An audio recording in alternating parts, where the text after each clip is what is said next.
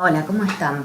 Bueno, como les comenté, los que se fueron de excursión habrán por ahí visto la conversación en el aula con los compañeros que no iban. Terminamos acordando que, como iban a ser muy poquitos y la clase iba a tener que repetirse, era mejor reemplazarla por este acompañamiento con este pequeño video para que puedan verlo todos en algún momento de la semana, que tengan tiempo y que funcione como introducción a la temática, que de todas maneras era un material que íbamos a trabajar en dos clases. Entonces la primera parte la resolvemos de esta manera y retomamos la semana que viene, el martes que viene, en el aula. Para hacer memoria de los contenidos que tenemos para este cuatrimestre, tenemos dos unidades mucho más cortitas que la que trabajamos el cuatrimestre anterior. Una, la que iniciamos ahora, en la que volvemos a algo que dejamos medio suelto en el cuatrimestre anterior, cuando vimos el surgimiento de la ciencia moderna, ¿no?, en Europa, la aparición de cada una de las disciplinas sociales. Lo dejamos ahí para tratar sobre la historia y el desarrollo de conocimientos y demás desde un punto de vista del sur global, latinoamericano. Y ahora volvemos no a los antecedentes, sino ya a las teorías clásicas de la sociología, de esta disciplina en particular, los fundadores de esta disciplina, que son tres autores que propusieron los tres enfoques teóricos vigentes, en los que abreva la mayor parte de la teoría posterior, más contemporánea, los autores de mediados del siglo XX para adelante, inclusive los autores actuales, que todos siguen o intentan integrar aportes de estos tres enfoques de las teorías que surgieron, como habíamos hablado en aquella clase, en el momento de surgimiento o de consolidación de esta nueva sociedad de masas moderna, con una nueva forma de orden político y social y con un nuevo sistema de producción económica que deja atrás el feudalismo, que es el sistema capitalista. Es toda esa transformación que se estaba dando, que se estaba consolidando en el periodo en que estos autores teorizan, lo que abarcan e intentan interpretar, explicar y dar cuenta de la importancia de esas transformaciones que sufre Europa, y que en buena medida son teorías que también explican las sociedades latinoamericanas, porque como también vimos el cuatrimestre pasado, no dejamos de ser parte de este mundo occidental, influido y construido en parte por ese dominio europeo. Nos integramos a este sistema capitalista y a la modernidad desde las decisiones políticas, de las decisiones de los sectores hegemónicos. Entonces, las conceptualizaciones, las problemáticas que estos autores abordan no dejan de explicar nuestras sociedades, que fueron construidas con esos modelos, con muchas de estas ideas. Nuestros propios estados están construidos al modelo y según la visión de los estados europeos que se constituyeron antes, y por lo tanto hay buena parte de estas teorías que son explicativas también de lo que todas las sociedades occidentales tenemos en común por funcionar integradas en forma desigual, dependiente, globalizada, según las épocas, pero que integramos un sistema mundial que se desarrolla llevando algunos fenómenos, algunas instituciones, algunas ideas a todas partes.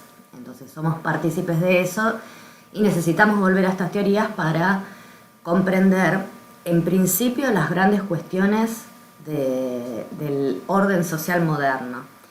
Y al final de esta unidad vamos a hacer algunas lecturas más breves de autores más contemporáneos que nos explican algunas transformaciones que se fueron dando desde el siglo XIX, principios del siglo XX, que es la etapa en que esta teoría clásica se desarrolla, a los fines del siglo XX, principios de este siglo XXI, donde hay algunas características de lo social, de lo político, de los estados, que tuvieron transformaciones significativas como para abordarlas con interpretaciones que si bien se apoyan en estas teorías clásicas, están abordando fenómenos más recientes que no eran perceptibles y por lo tanto no fueron explicados por estos teóricos. Y este marco lo necesitamos después para abordar la última unidad de la materia al final del cuatrimestre, donde vamos a tomar la cuestión de los sistemas educativos como un aparato del Estado y de las concepciones educativas y las funciones y los efectos de la educación en todo el resto del orden social, que es con lo que finalizamos la materia, y que es una temática de sociología de la educación que para abordarla necesitamos primero el conocimiento del enfoque general de las interpretaciones sociológicas de las sociedades entendidas como un conjunto, como una cuestión global.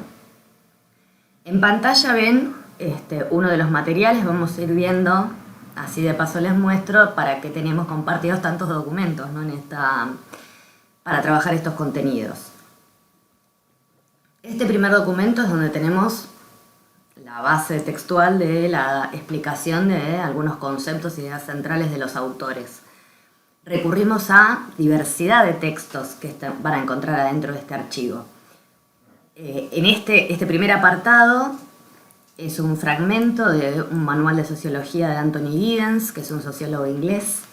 El texto se publica por primera vez en el 2001, pero todos los años se reedita porque es un éxito de ventas, porque es un libro pensado para que cualquier persona que tenga la curiosidad pueda leer, interiorizarse sobre de qué trata la sociología, algunos de los enfoques, las áreas que aborda, sin necesidad de tener demasiados conocimientos previos para poder seguir la explicación del texto. Es un libro de divulgación para todo el público. Tomamos un fragmento que nos explican los debates principales que se van a dar entre estos tres enfoques clásicos que vamos a trabajar, ¿no? En qué cosas, en qué dilemas cada teoría propone una respuesta explicativa diferente.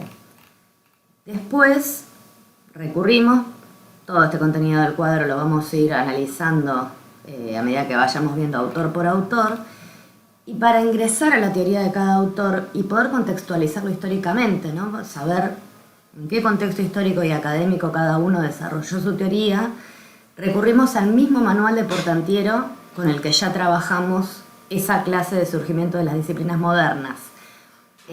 Serían los puntos, los capítulos que siguen a ese segmento que ya leyeron, donde explica en términos generales la teoría de dos de estos autores, que son Durkheim y Weber. Entonces, todo este apartado de Durkheim, el problema del orden, va a ser del texto de él.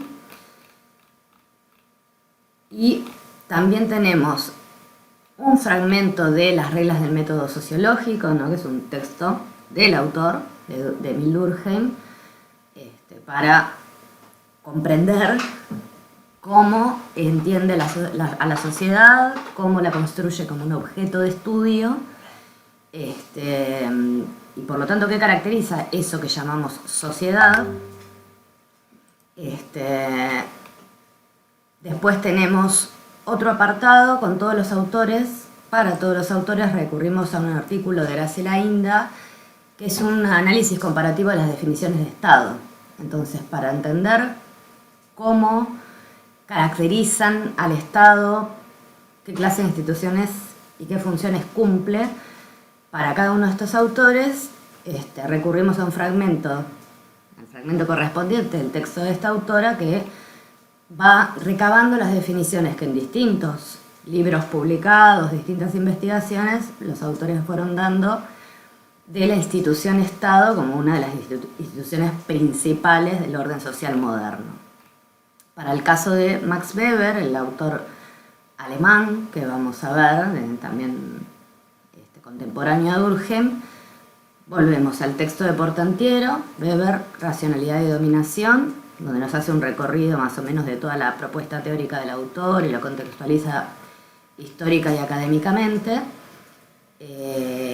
Después vamos a tener algunos fragmentos de Economía y Sociedad, que es el texto básico de este autor, porque tuvo en vida la publicación de alguna investigación, unos pocos artículos, pero no salieron publicados, y es después de su fallecimiento que su mujer, que va a poder en aquellos tiempos estudiar en la academia y recibirse como socióloga ya, y que era feminista también, entonces desde ese rol activo intelectual que ella tenía, estaba en condiciones de organizar toda la obra de Weber y publicarla luego de su fallecimiento en un manual gigantesco, porque contiene la obra de toda su vida prácticamente publicada toda junta. A ese libro recurrimos porque también funciona como el manual que vamos a leer que leemos de Durkheim, que es el fragmento en que nos explica qué entiende como objeto de estudio de la sociología, cómo lo caracteriza, que es su principal enfoque sobre cómo se debe explicar la sociedad. Y volvemos al texto de Graciela Inda para recuperar las definiciones que va dando en distintos artículos e investigaciones Weber sobre el Estado moderno. En el caso de Marx, es una corriente teórica crítica, en realidad cronológicamente es el primer autor, escribe su obra más o menos 50 años antes que los otros dos autores, y acá recurrimos a varios textos. Portantiero no trabaja esta corriente teórica en aquel manual, entonces recurrimos de vuelta a unos fragmentos de otros manuales de Giddens,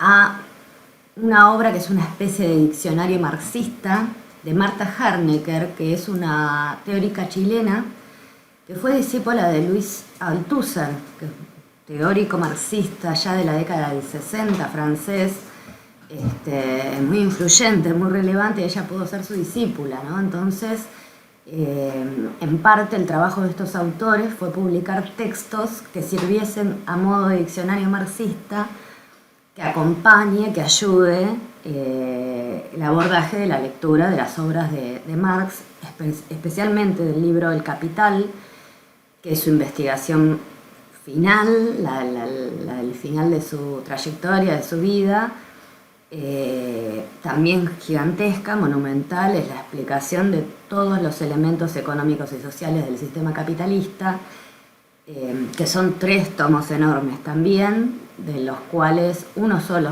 se publica con Marx en vida, el primero, y los otros 2 tomos los publica Friedrich Engels, que es el autor con el que co-escribe la mayor parte de su obra. Trabajan en equipo, ¿no? En tándem, y por eso también puede publicarse después de su muerte los manuscritos y borradores que tenía de los siguientes tomos, porque estaba perfectamente empapado del pensamiento y del trabajo que estaba haciendo Marx para poder darle un orden, editarlo y que pudiese ser publicado.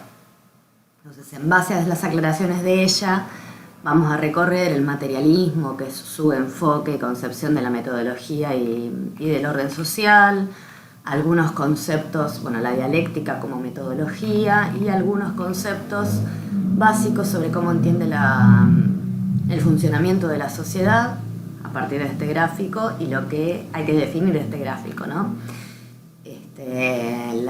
La idea de una sociedad a partir de estructura y superestructura, y también algunos conceptos centrales, los más rudimentarios de la obra del Capital, que son los que explican cómo se intercambian las mercancías, cómo se determina su valor, o sea, qué es este nuevo mercado capitalista y cómo funciona la relación de trabajo, cómo se genera la plusvalía, o sea, el ingreso, la ganancia del capitalista, y cuál es el papel y el tipo de vínculo y de conflicto entre el capitalista y el trabajador en esta nueva relación de producción.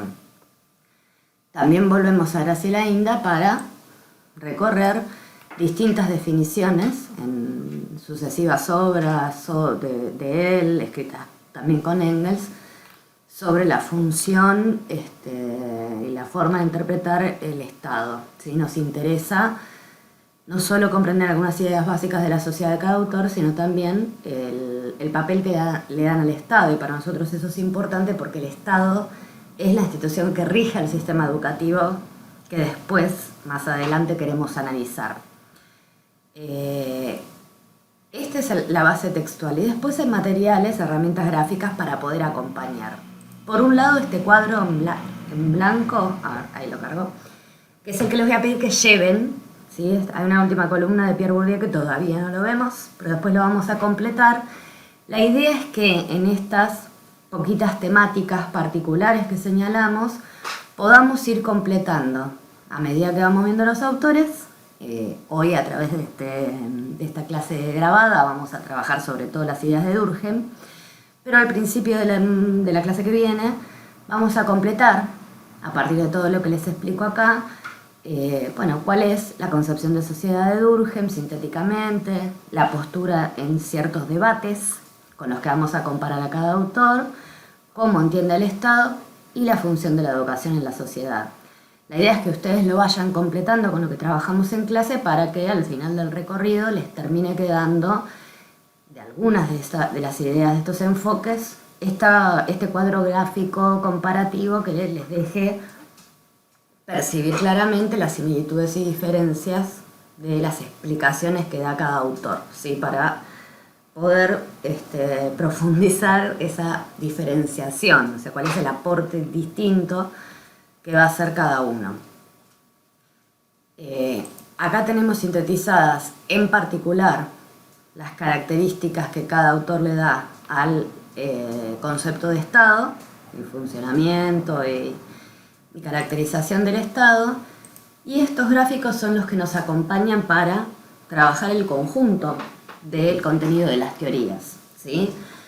Entonces vamos a empezar por acá para, a través de esta clase grabada, abordar la teoría de Émile Durkheim.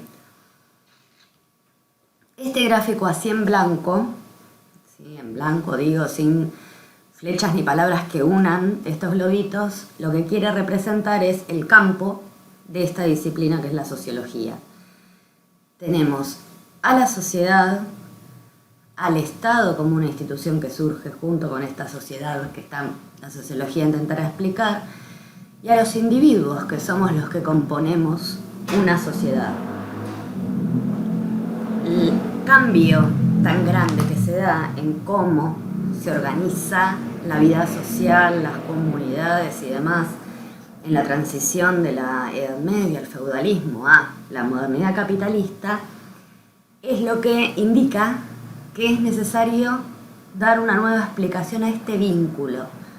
En lo que cada teoría principalmente se va a diferenciar es en cómo entienden qué tipo de vínculo construimos los individuos entre nosotros y los individuos con la sociedad a la que pertenecemos o que nos constituye, ¿sí? Son esas interpretaciones las que van a ir variando, y en función de esa interpretación también va a variar cómo entienden al Estado como institución, por qué surge, qué funciones es necesario que los Estados cumplan para la reproducción, la supervivencia de la sociedad como tal y de cada uno de sus miembros, ¿no? Eso es lo que va a ir variando en cada enfoque. Como empezamos por Durkheim, antes de explicar todos los elementos, donde este gráfico en blanco empieza a tener fechas y palabras y aclaraciones, con apuro se hace esto, así que sale a mano medio rudimentario como se puede.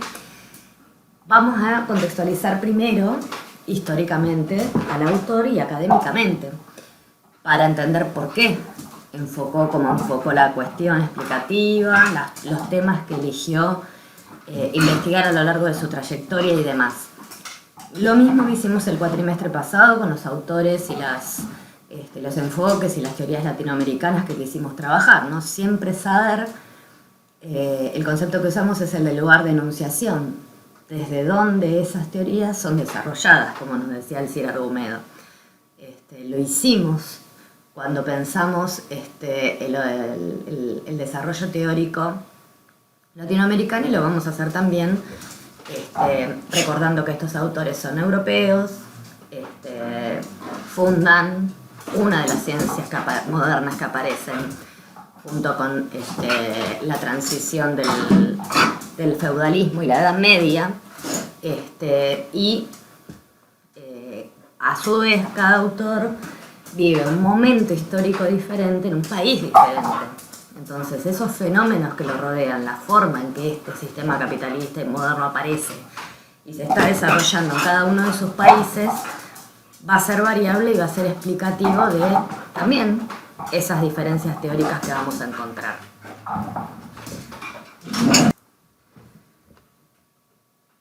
Bueno, vamos a hablar mínimamente de cada autor y después encaramos a Durkheim en particular, ¿sí? Empiezo de abajo para arriba, que son los autores que vamos a ver en clase la semana que viene. Cronológicamente, el primero de los autores habíamos dicho que es Karl Marx.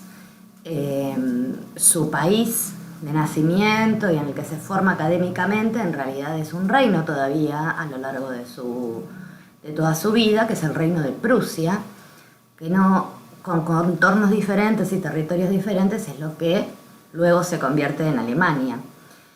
Él va a vivir entre 1818 y 1883.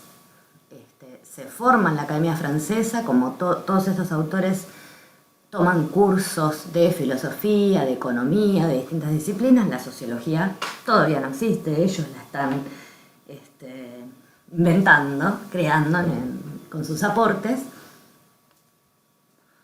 Así que toman todos los cursos de los estudios dirigidos a las humanidades y a las otras ciencias que ya se habían consolidado, como la economía o la ciencia política.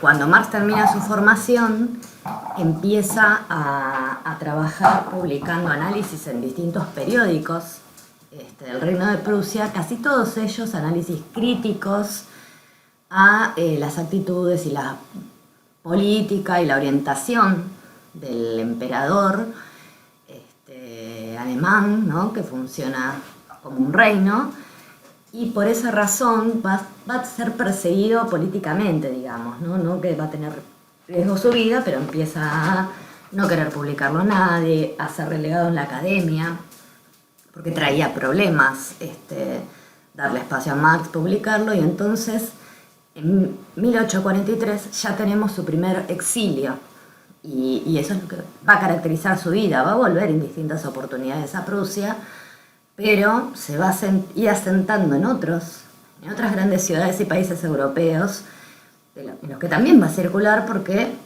se va a repetir este problema que van a tener los editores cuando quieren editar sus obras y demás, pero también elige en muchos casos los lugares a donde se instala en función de los procesos que se están dando en esas zonas y en esos países, a los que quiere observar de cerca como parte de su investigación. En la parte de arriba de la línea, que es donde ponemos los hechos históricos, digamos, importantes, por supuesto que pasó de todo, pero lo que marcamos históricamente en cada autor son los hechos que más tienen que ver con la influencia en su obra, lo que después encontramos como influencia en su obra. En el caso de Marx, acá señalamos el año 1848 porque fue un año en el que, con origen en París, en Francia primero, se termina desatando en toda Europa una serie de revueltas populares, de insurrecciones populares que no llegan a ser una revolución, pero sí un gran conflicto social, con demandas que no van a poder ser respondidas, no van a tener éxito en los planteos que están haciendo, pero que ponen a la vista para los nuevos sectores dominantes, las clases capitalistas, los nuevos industriales y demás, la inconformidad de los sectores populares, urbanizados a la fuerza, por toda esta transformación económica que les impide poder seguir autosustentándose en las zonas rurales, en un contexto en el que no tienen ni la inserción asegurada, ni condiciones de vida dignas, ni niveles salariales asegurados, controlados, tampoco condiciones de trabajo saludables y supervisadas. O sea, muchas demandas, porque las condiciones en las que estos sectores populares fueron empujados son, en algunos casos, francamente inhumanas. Entonces, esta es la primera expresión de la inconformidad y pone el problema, la cuestión social, el problema de las masas, de estas nuevas sociedades de masa a la vista. Y esta es una temática que Marx debe influir tanto en el desarrollo de su teoría como en la intensa vida política que va a tener este autor, cuya concepción de ciencia o de ciencia social, es que la ciencia no se hace por un gusto erudito, para dejarla escrita en los libros o para discutirlas en las academias, sino para comprender la realidad, para señalar aquellas cosas de la realidad que es necesario transformarlas para que la vida humana, digamos, sea más justa para todos, y para hacer pedagogía, para enseñar eso que el científico descubre y logra explicar a todo el mundo. No tiene que ser un patrimonio de las élites y de las academias para él. Entonces va a tener no una vida académica, sino una vida justamente entre medio de los sujetos a los que les interesa comprender, explicar y a los que les interesa enseñarles. Por lo tanto, un resultado de este acercamiento, de este análisis que va a hacer Marx en 1848, de todos estos sucesos, va a ser la aparición, la escritura del Manifiesto Comunista, que es una plataforma de un partido político, que después va a empezar a ser conocido como Partido Comunista y se va a replicar en distintos países del mundo, pero que en ese momento es un escrito por encargo para él. La Liga de Comunistas, que era una organización informal de trabajadores franceses a los que él conoce, toma la decisión de transformarse en un partido político, aunque no lo reconozcan como tal y los persigan, y ya habiendo tomado contacto con algunas ideas de Marx, le piden que escriba las bases para la fundación de un partido propio de la clase obrera, con un objetivo que será la búsqueda de una sociedad comunista, socialista. Se llama comunista porque en Francia ya había, mucho antes de Marx, una tradición de pensamiento que utilizaba este término, ¿no? de comunismo. Marx en general en su biografía va a utilizar el término socialista, no socialización, no comunismo, científicamente. Pero esto es el manifiesto de un partido político. Y el interés científico de este texto es justamente que son la base de un partido dirigido a los trabajadores, donde Marx presenta su teoría muy compleja del orden moderno capitalista y su historia y cómo llegamos hasta acá, hasta ese momento, de una manera clara, sintética, dirigida a la lectura de trabajadores apenas alfabetizados para esta época histórica. Entonces, es particularmente didáctico este texto, es un buen texto para entrar a la obra del autor y empezar a conocerla sin conocimientos previos. En el interín, Marx, que no va a caer bien en París esta actividad política, va a vivir un tiempo en Bruselas, en Bélgica, y ya en 1849 se instala en Londres. Viaja muchas veces, pero esa va a ser su residencia, porque ahí ya define que lo que le interesa explicar es todo el orden y funcionamiento del sistema capitalista, y para verlo en su esplendor era necesario ir a Inglaterra, que ya era una potencia industrial, y por lo tanto ya había reorganizado prácticamente todas sus relaciones y sus instituciones en este nuevo orden económico y social. Entonces se instala ahí para continuar su investigación. Este otro hecho, la Comuna de París, en 1871, es relevante también porque es una nueva revuelta muy grande que se va a dar en París en función de el fracaso de un intento de restauración imperial que lleva a Francia a la guerra con Alemania, con Prusia todavía, la pierde, y en ese desorden, esa inconformidad generalizada con ese emperador que había vuelto a aparecer luego de que Francia ya haya intentado construir una república, la clase obrera de París toma el control de la ciudad de París durante 2 meses y medio y aplica el programa del manifiesto. Socializa la propiedad de las industrias, de las herramientas, reorganiza con un esquema democrático de participación asamblearia todo el orden político. O sea, trata de gobernar París según el proyecto político que tenía este partido o esta liga comunista. Y dura 2 meses y medio porque es lo que le toma a los sectores de poder franceses reorganizar las fuerzas que estaban dispersas en función de la guerra, recuperar la Guardia Nacional, que es esa especie de policía militarizada que hay en Francia, para poder mandarla a París y terminar este evento de la Comuna con un fusilamiento masivo, más de 1000 personas fusiladas públicamente, sin juicio previo, a modo ejemplificador, ¿no? Como respuesta a el atrevimiento que había tenido esta clase obrera de atentar el orden, la propiedad de los capitalistas y demás.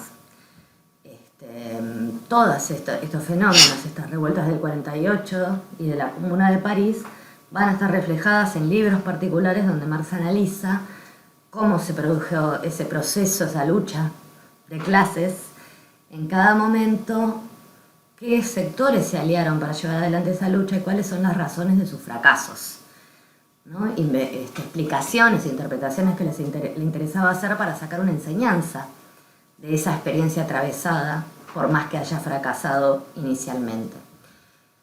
En 1864 tenemos un evento en el que Marx es directo protagonista, que es la aparición, la primera reunión de la Primera Internacional, que fue una organización internacionalista obrera, un espacio parecido al que hoy ocupa la Organización Internacional del Trabajo, la OIT, que es parte de Naciones Unidas, que reúne en este momento a movimientos, sindicatos, partidos políticos que dijeran reflejar, representar los intereses de la clase trabajadora moderna, de todos los países de Europa, y también con invitación. Argentina ha tenido representación también en las diversas internacionales. Se llama Primera Internacional porque hubo ciclos que terminaron y se fundan nuevas internacionales posteriormente. Esta Primera Internacional es una internacional donde el objetivo central es coordinar el esfuerzo de toda la clase trabajadora, no la de un país nada más, sino la solidaridad internacional, porque el problema y los intereses de toda la clase trabajadora es el mismo, y el conflicto de toda la clase trabajadora también es el mismo, es con toda la clase capitalista. Es desde esa percepción que organiza, y el debate central que va a haber en esta internacional es el enfoque marxista de comprensión de la lucha de clases y de los objetivos que debe perseguir políticamente la clase trabajadora, y la corriente anarquista, que era muy fuerte, sobre todo en Francia, y que tiene una idea muy diferente de cómo resolver esta desigualdad, esta injusticia que vive la clase trabajadora, enfocándose ante todo en la institución del Estado como garante de esa injusticia, que por lo tanto la destrucción del Estado para liberar del yugo a la clase trabajadora. El marxismo va a tener una idea bien diferente, entendiendo al Estado como un instrumento en todo caso, pero que el conflicto es de clase, es el trabajador contra el capitalista, no contra el Estado. Entonces el solo hecho de enfrentar el Estado no será una solución, ¿sí? Entonces tienen una lectura y una estrategia distinta, y se da ese debate.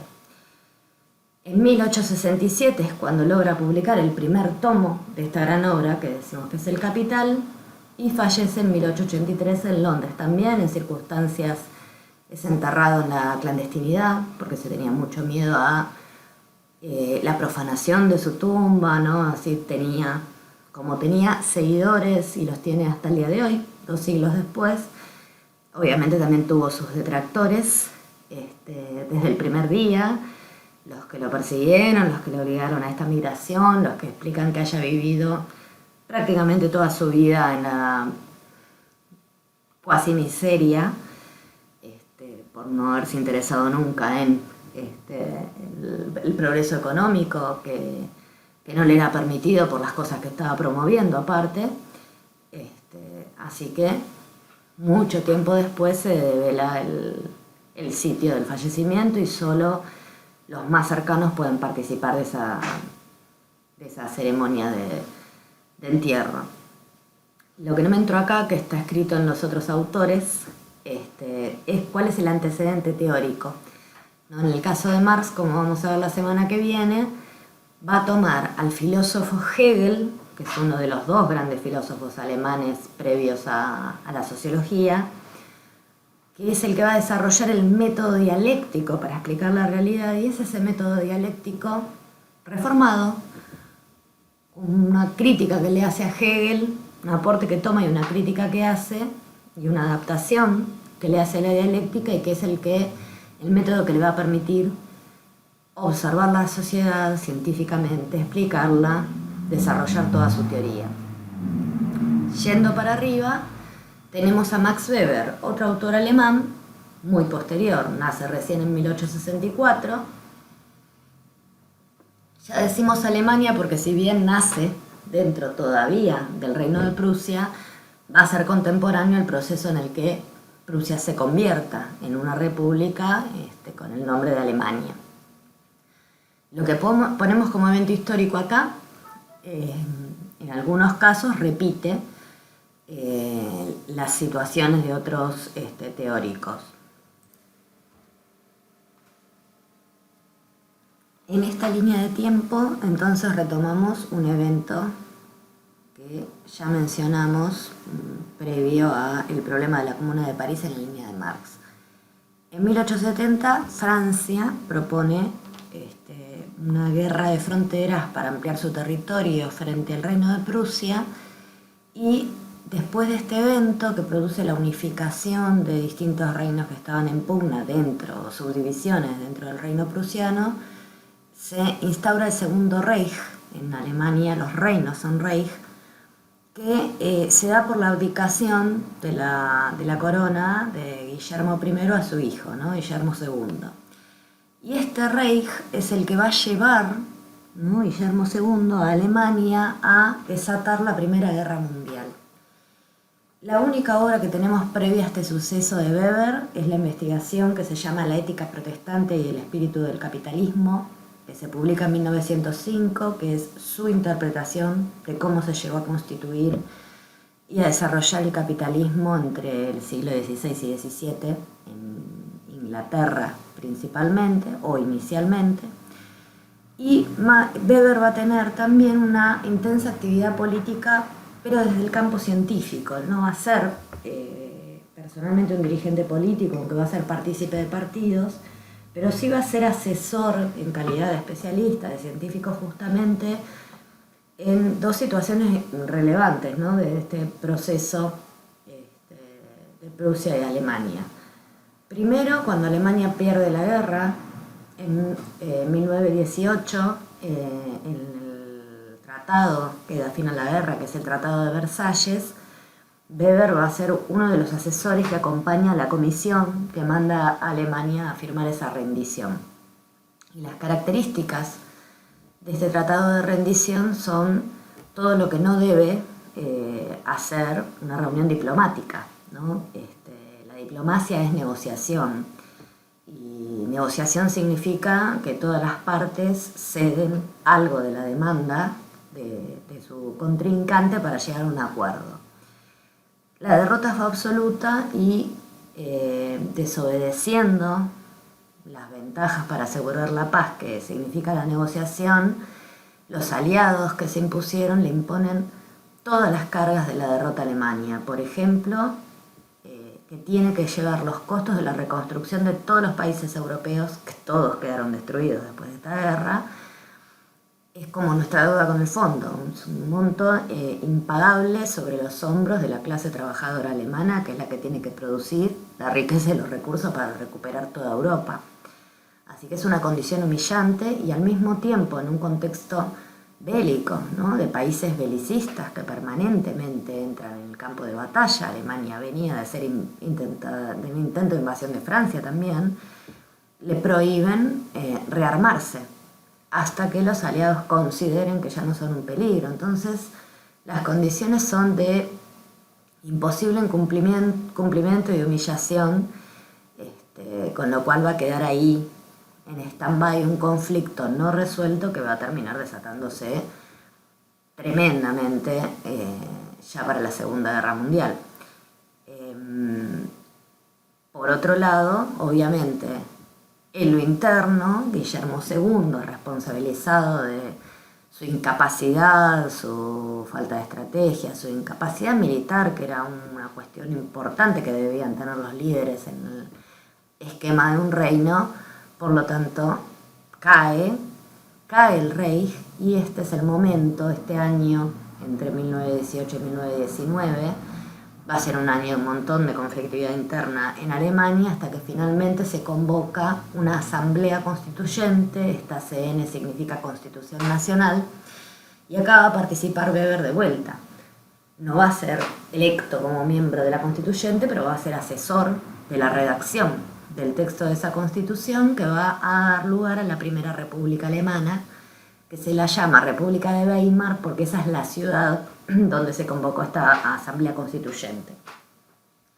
Weber va a fallecer en 1920 y también, después de su muerte, su mujer, socióloga, feminista, es la que va a publicar el resto de su obra, como les comentaba antes, en el libro Economía y Sociedad, que es un manual extensísimo que recoge ordenadamente, ¿no? Con una lógica que ella podía darle a esa edición, porque tenía el conocimiento también, no solo de acompañarlo, sino de ser ella misma especialista, y entre el 22 y el 24 se publica este texto y algún otro más breve que ordena lo que había sido algunos textos inéditos y otros que habían sido artículos en diversos momentos de la trayectoria.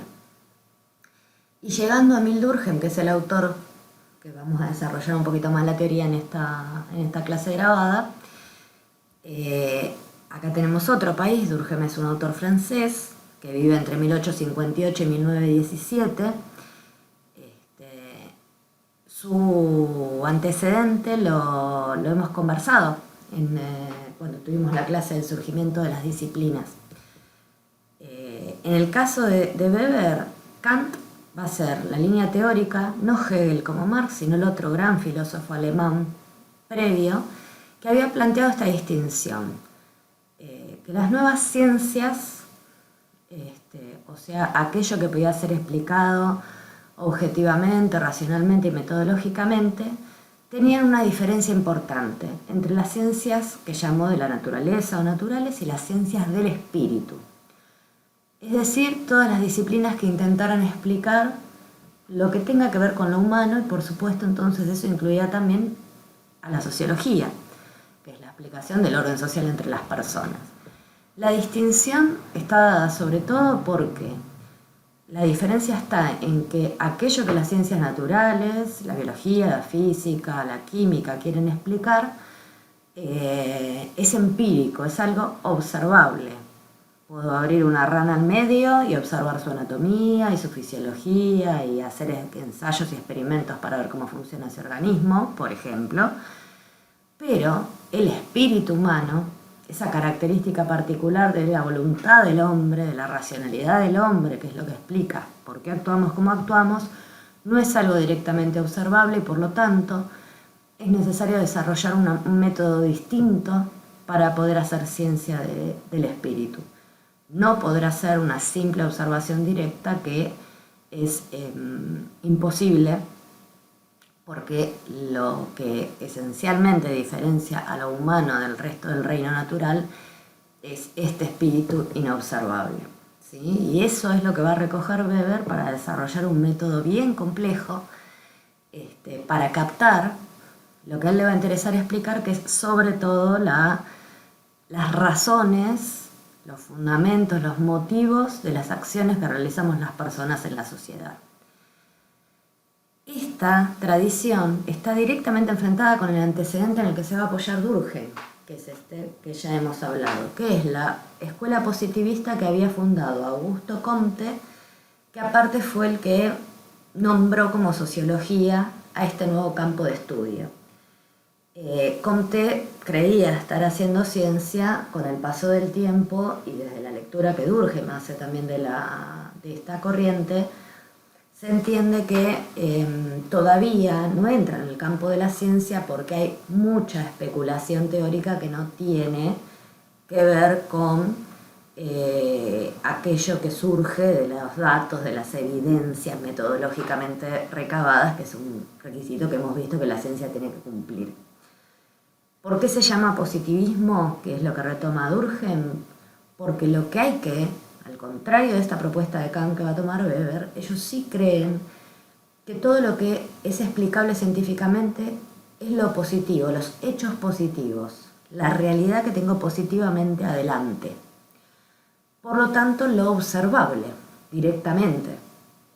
Y entonces, desde el punto de vista metodológico, esta corriente sí va a sostener que es posible investigar lo social con los mismos métodos que utilizan las ciencias naturales para explicar cualquier otro fenómeno, ser y acciones del mundo de la vida, de lo vivo, ¿sí? Y Durkheim lo que va a hacer es recoger esta corriente teórica y dedicarse a hacer las adaptaciones necesarias para poder trasladar los métodos de las ciencias naturales a las ciencias sociales y utilizarlos para dar explicaciones rigurosas y objetivas a partir de aquello que es observable. Por lo tanto, va a descartar el espíritu, los motivos, las interpretaciones, porque no son observables, y va a desarrollar todo un sistema teórico diferente en función de ese punto de vista. En esta línea de tiempo de la historia francesa que atraviesa a Durkheim, vuelve a aparecer este hecho de la guerra franco-prusiana que mencionamos en las otras líneas, porque justamente lo que inaugura para Francia ese evento es un fenómeno parecido a la caída que hablamos antes del Segundo Reich en Alemania. Francia, que en 1789 había tenido la revolución contra la monarquía, que había guillotinado al rey, había fundado la Primera República, ya había atravesado un proceso de caída de esa república, de una primera restauración monárquica, un primer imperio, que es el que funda Napoleón, que se autodenomina emperador, y que va a ser el emperador de Francia todo lo que dura su campaña bélica de expansión sobre el resto de Europa, muy exitosa en un principio hasta que cae en la famosa batalla de Waterloo, y esa caída implica la responsabilización, su aprisionamiento primero, y el destierro, y por lo tanto el fin de ese primer imperio restaurador. Esta etapa es en la que las fuerzas de Napoleón logran someter al reino de España, y cuando apresan al rey de España es el momento en que nosotros aprovechamos, ¿no? También para los avances revolucionarios. Es el contexto, ¿sí?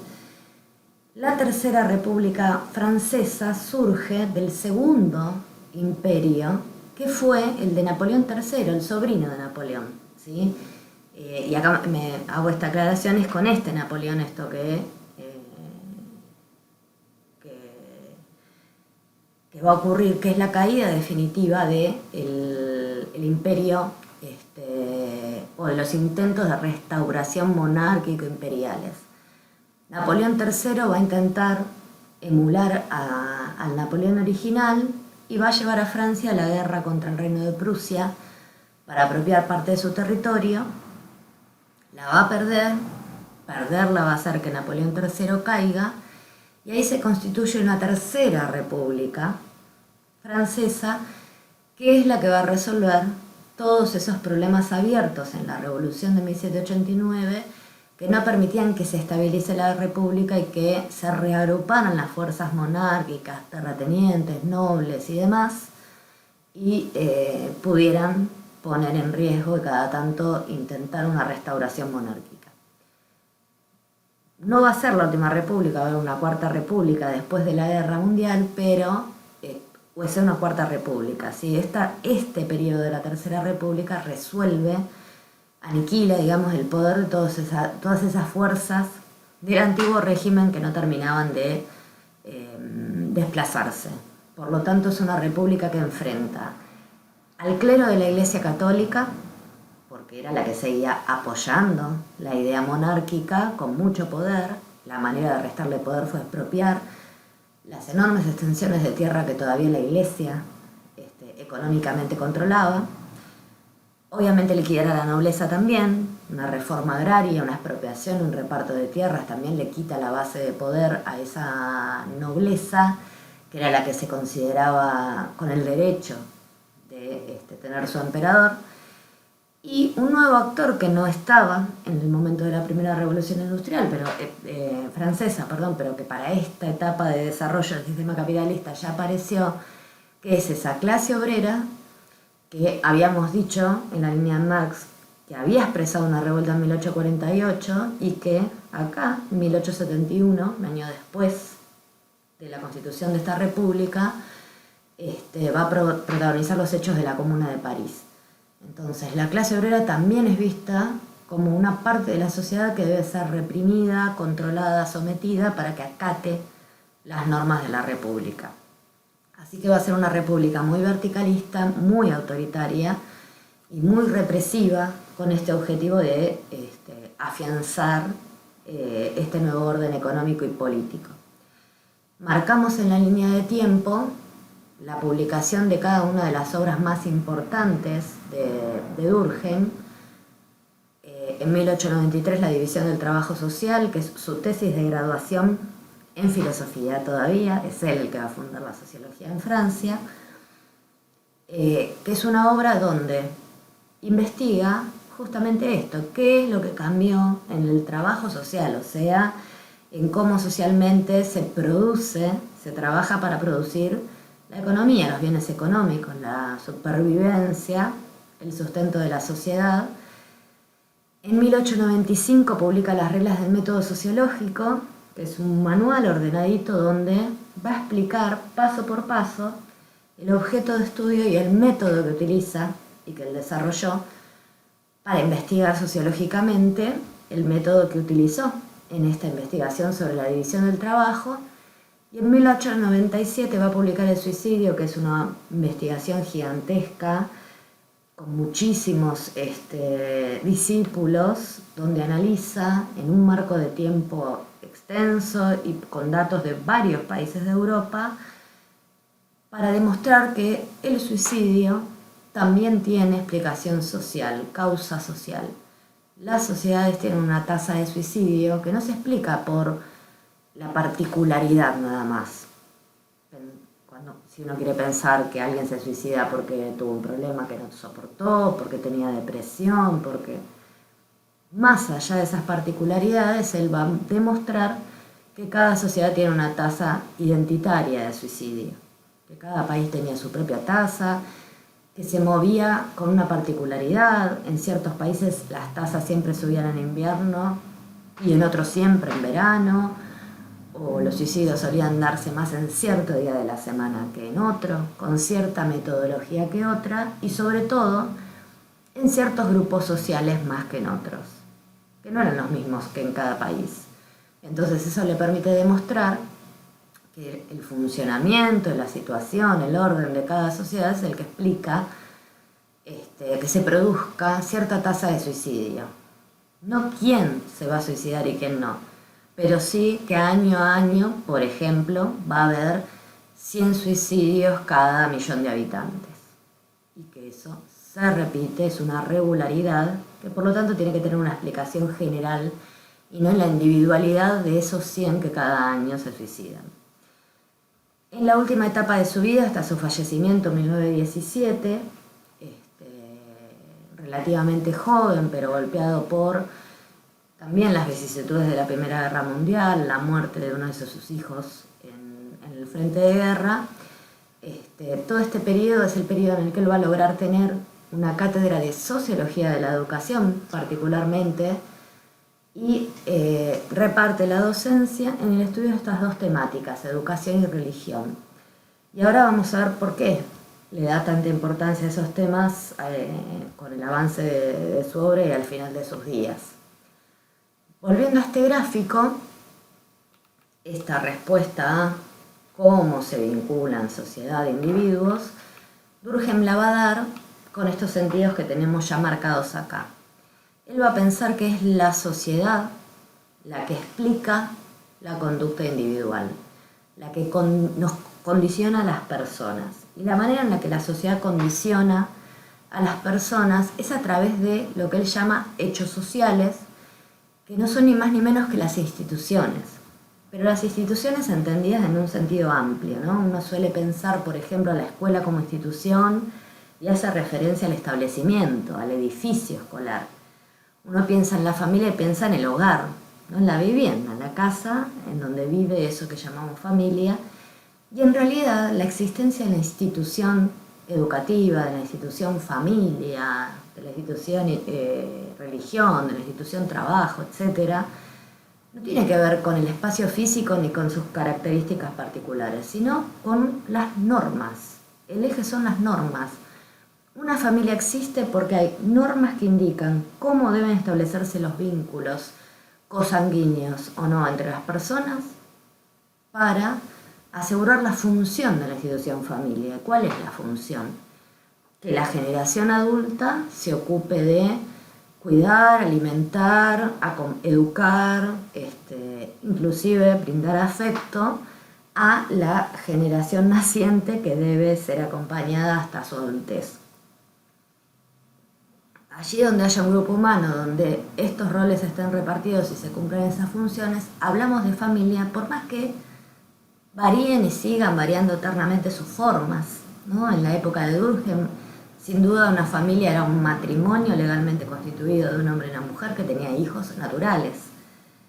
Hoy sabemos que una familia puede estar constituida por un solo padre o madre, por matrimonios del mismo sexo o de distinto sexo, por parejas casadas o no, con hijos, sin hijos, con hijos propios, con hijos adoptados,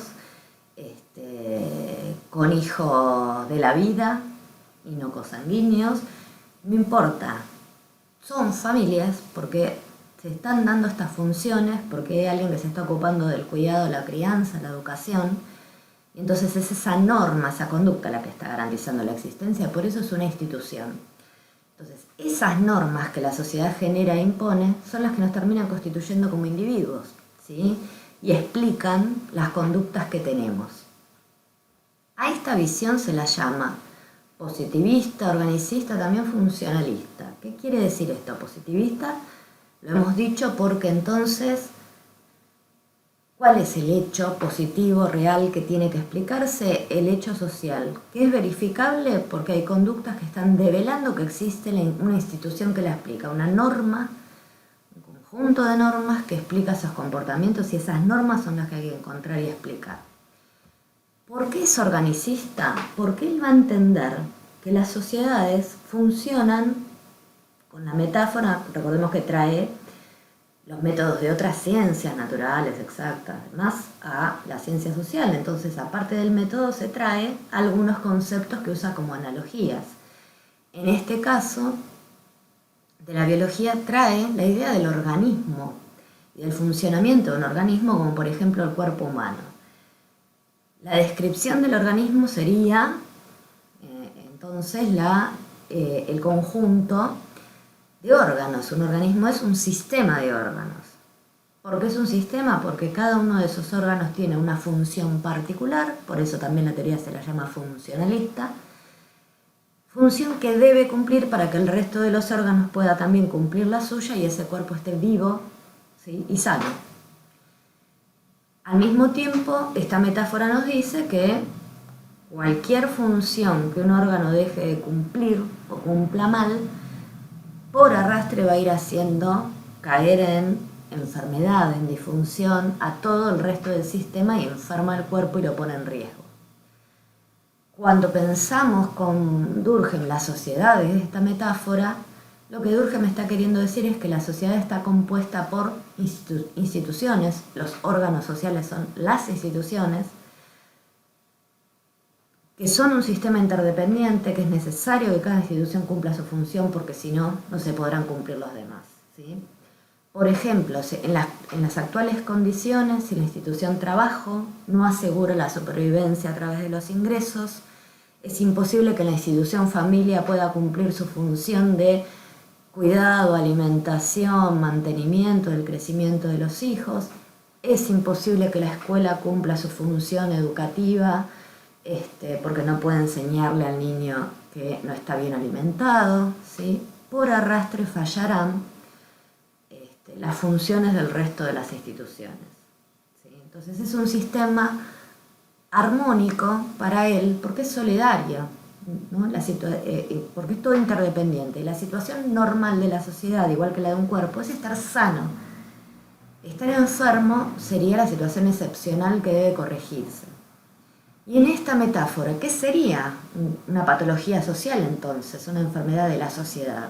Bueno, estas disfunciones, un problema de normas, alguna de las normas institucionales no se está cumpliendo, quedó desfasada y se Durkheim, cambiaron las cosas, las normas no se adaptaron y entonces al querer cumplirlas tenemos más problemas que orden, que soluciones. Entonces, eso explica las patologías sociales, los conflictos sociales, pero que para él son una situación excepcional, como una especie de desequilibrio curable, salvable, ¿sí? En este contexto, el Estado, ¿no?, que es el otro concepto que nos interesa tener en claro, es una de esas instituciones sociales que particularmente aparece con esta sociedad moderna de masas, que él más está interesado en explicar, y cuya función principal entonces en un esquema de pensamiento como este es asegurar el interés general, aquello que nos hace comunes, solidarios, que hace que cumplamos nuestra parte de las funciones institucionales, las que nos toquen, y asegura la cohesión moral. Lo moral tiene que ver con lo normativo, justamente, con las normas, ¿no? Entonces el Estado, sobre todo, más allá de que el Estado administre, gestione, para él no es lo relevante, sino que la aparición del Estado se explica porque fue necesario una gran institución legítima y que abarque todo, legítima a los ojos de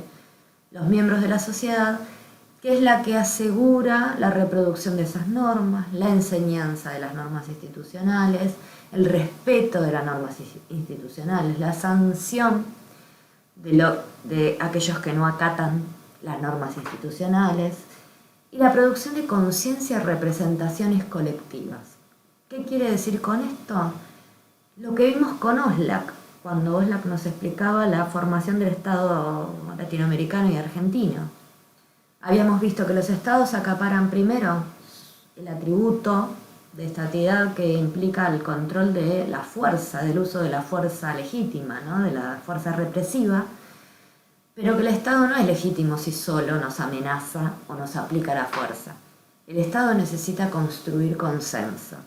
Y para construir consenso, el factor principal es trabajar sobre la idea de nación, es darnos ese marco de referencia identitaria que hace que todos los argentinos nos sintamos argentinos, o sea, solidarios, parte de lo mismo, más allá de todas las diferencias culturales, de creencias, de ideas políticas, de historia personal, de género, de generación, que más bien nos enfrentan. Las sociedades modernas de masas son tan complejas, tan individualistas, ¿no? Cada uno se dedica en forma cada vez más especializada a cosas tan distintas en su vida, por esta división del trabajo creciente, esta especialización, que se hace necesario, y algunas instancias se hacen necesarias, algunas instancias donde se reactualice la idea de pertenencia a la sociedad. Y esa es la función primordial que tiene para Durkheim el Estado. Los otros dos autores van a pensar en cosas muy distintas, pero si recapitulamos todo esto que estamos diciendo, la sociedad es ante todo un fenómeno moral, porque lo que hace que la sociedad exista y que las personas estemos unidas a la sociedad entonces es nuestra unión a través de normas que aseguran el comportamiento. En el texto que yo les había mostrado antes de Portantiero, el título del apartado donde nos explica Durkheim se llama Émile Durkheim, el problema del orden. ¿Y por qué el orden y el problema del orden va a ser esencial? En primer lugar, del orden ya había hablado Comte. Orden y progreso, que es la expresión que tiene la bandera de Brasil, porque estas ideas positivistas influyeron muchísimo en nuestras clases dirigentes de aquel periodo, ¿sí? Cosas que hablamos en el primer cuatrimestre. Pero también porque el orden es la salud de la sociedad. ¿Cuándo una sociedad está sana? Cuando todo este sistema interconectado de instituciones, de órganos, funciona bien, las funciones se cumplen cuando se tienen que cumplir y entonces todo el esquema es saludable. Y para que esas funciones se puedan cumplir, tiene que haber un orden. ¿Por qué es importante todo el contexto histórico que hablamos? Y porque nos dice por qué es tan lógico que la preocupación sea pensar cómo se corrige el desorden social y cómo se asegura el orden. La existencia de la sociedad está en riesgo cuando el desorden es permanente, como había ocurrido en Francia, que venía de revoluciones, restauraciones, fusilamientos, guerras, y nunca podía terminar de estabilizar. Y es necesario que se estabilice. ¿Y cómo se consigue el orden? Y bueno, por esta relación. La respuesta de Durkheim será la flecha en este sentido. La sociedad, a través de las normas institucionales, es la que nos socializan esas normas, nos inculca esas normas y constituye a los individuos. Por eso el Estado es una institución tan esencial y dentro de las instituciones que rige el Estado, la institución educativa. También en la línea de tiempo habíamos dicho que al final de su vida estudia educación, el fenómeno de la educación y de la religión principalmente. ¿Por qué eso? Y bueno, porque justamente el sistema educativo moderno es la forma institucional que se creó para poder transmitir todas estas normas al conjunto de las personas. En la escuela aprendemos principalmente, en un inicio, a ser la idea de nación, a pertenencia, nosotros a ser argentinos. Y aprendemos qué es ser argentino, qué características, qué historia pasada compartida tenemos, qué destino común a futuro tenemos compartido y es colectivo. También a través de la institución educativa se puede intervenir en lo que pueda estar fallando en alguna otra institución, suplir aquello que la institución familia no soluciona. Por ejemplo, si la familia no socializó, en la escuela enseña a compartir y no solo los contenidos explícitos en sí mismos, por ejemplo. Entonces es el mecanismo por el cual se asegura que uno aprenda desde bien chiquito las normas de tal modo que las va a internalizar y que va a empezar a actuar con la sensación de estar decidiendo libremente actuar de cierta manera, cuando en realidad, desde el punto de vista de este autor, nuestras acciones se explican porque hemos ya internalizado esas normas que nos indican cómo se debe actuar, a tal punto que las naturalizamos y por lo tanto vamos a actuar de esa manera y no vamos a poner en cuestión ciertas cosas, ¿sí? Esto de estructura y acción y el señalamiento de esta idea de armonía tiene que ver con ese primer apartado de Giddens que está en los materiales. Dentro de los dilemas teóricos y la respuesta diferente que van a diferenciar a los autores, en el caso de Durkheim, en el primer dilema tenemos un vínculo entre las estructuras sociales y las acciones de las personas en la sociedad. Así como decimos que la sociedad a través de las normas constituye a los individuos, en este dilema es lo mismo que decir que las estructuras sociales son las que condicionan, explican las formas en las que actuamos las personas. Y esta concepción de armonía es la que se deriva de esta mirada organicista. Durkheim no va a creer que la sociedad es naturalmente conflictiva. No, la sociedad sana es naturalmente armónica, ordenada. El conflicto es una patología que debe corregirse. Para cerrar con un ejemplo de una de las temáticas particulares, si vamos a la obra La división del trabajo social, él acá está explicando justamente cómo se fue complejizando el orden social a partir del desarrollo del sistema capitalista. Y va a hacer una distinción, va a decir que antes de la sociedad moderna, por ejemplo, toda la forma de vida feudal de la Edad Media, las sociedades eran sociedades simples. Porque ¿cómo se vivía? Podíamos tener un gran reino, pero adentro de ese reino la vida cotidiana de las personas se desarrollaba en la región en la que estaban inmersas. Supongamos un campesino, un siervo de la gleba de ese momento, estaba instalado en las tierras que trabajaba para el señor, ahí mismo vivía, resolvía familiarmente, en familias muy grandes, muy extendidas y en comunidades pequeñas toda su vida. Elaboraban su propia vestimenta, calzado, obtenían su propio alimento y como a lo sumo se acercaban a la ciudad medieval amurallada más cercana donde podía resolver alguna otra necesidad, donde podía haber un taller artesanal, oficios, un herrero, ¿no? Y resolver intercambiando su dinero cuando ya existió y si no, las propias existencias que producía, por ese servicio o ese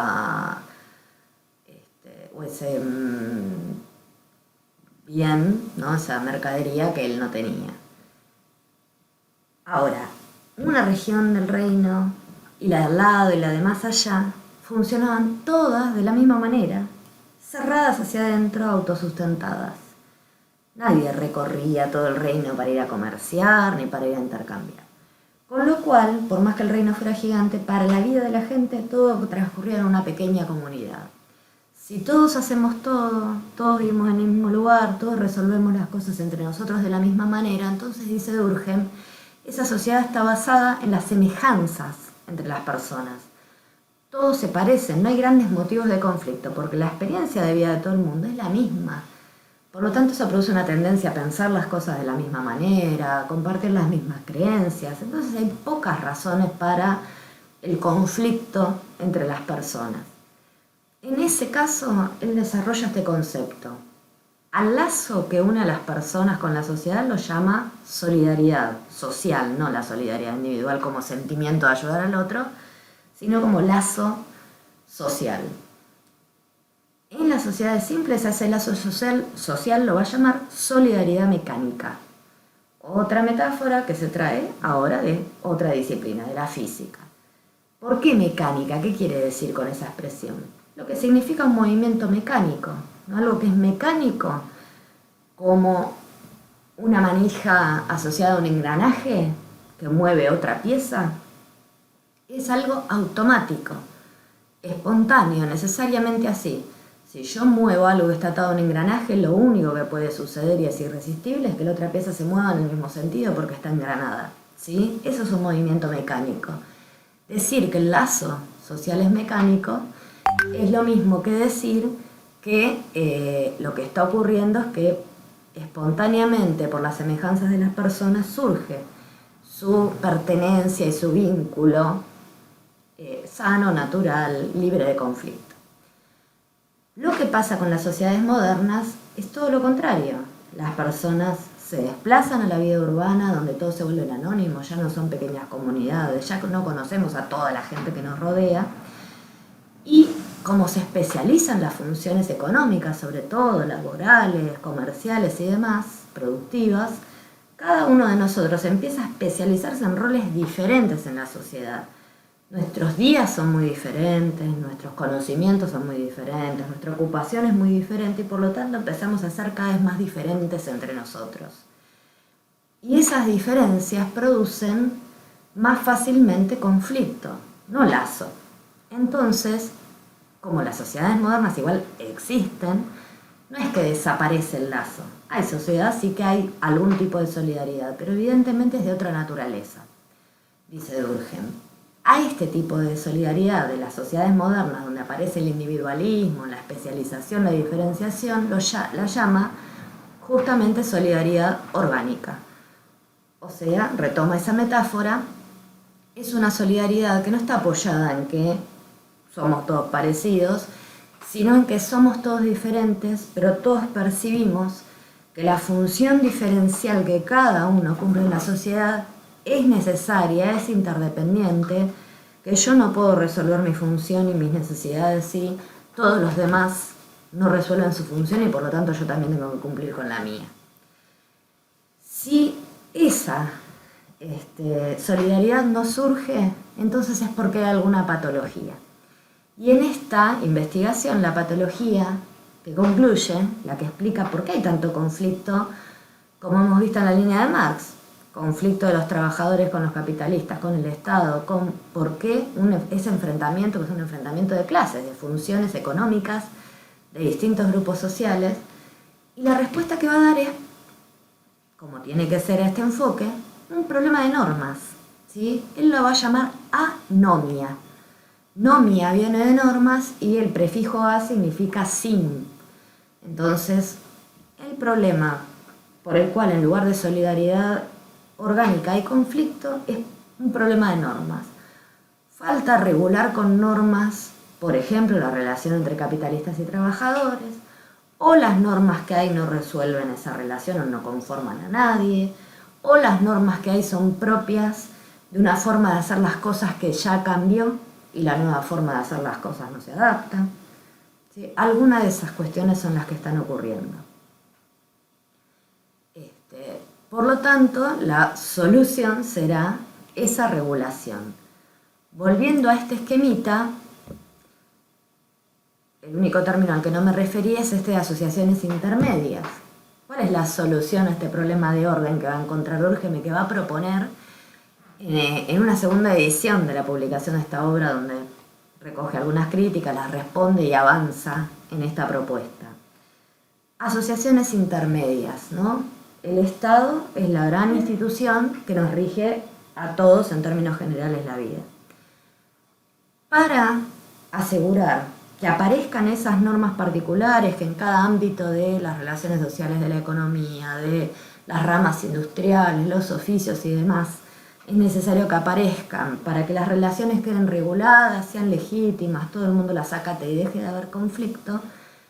Lo que precisamos no es el Estado, que no puede resolver, que no está tan cerca, digamos, de cada actividad de cada sujeto y no puede resolver con una única norma toda esa diversidad de actividades tan distintas entre sí, sino asociaciones donde tanto patrones, dueños, capitalistas como trabajadores de la misma disciplina, del mismo área, se junten y se den a sí mismos las normas, las acuerden.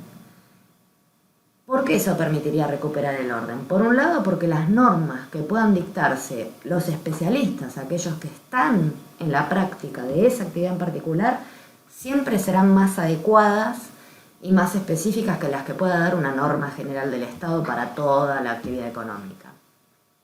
Y en segundo lugar, como se las dieron a sí mismas de común acuerdo todos juntos, se le espera que entonces esas normas sean legítimas, bien recibidas porque todos pudieron ser partícipes de crearlas y entonces serán acatadas. Dejará de haber la conflictividad por inconformidad, ¿sí? Así que esta es la solución que encuentra y entendemos entonces cómo toda la interpretación de lo social circula siempre alrededor de la idea de que la posibilidad de la vida colectiva, de la asociación de las personas en una comunidad y en la sociedad de masas modernas, está dada porque el vínculo de las personas se normativiza, se regula a través de normas, y esas normas son las que permiten la cohesión social, la existencia de un lazo social, y ese lazo, que es lo mismo que decir orden social, es lo que hay que cuidar y es lo que se ha ido transformando en esta transición del feudalismo al capitalismo.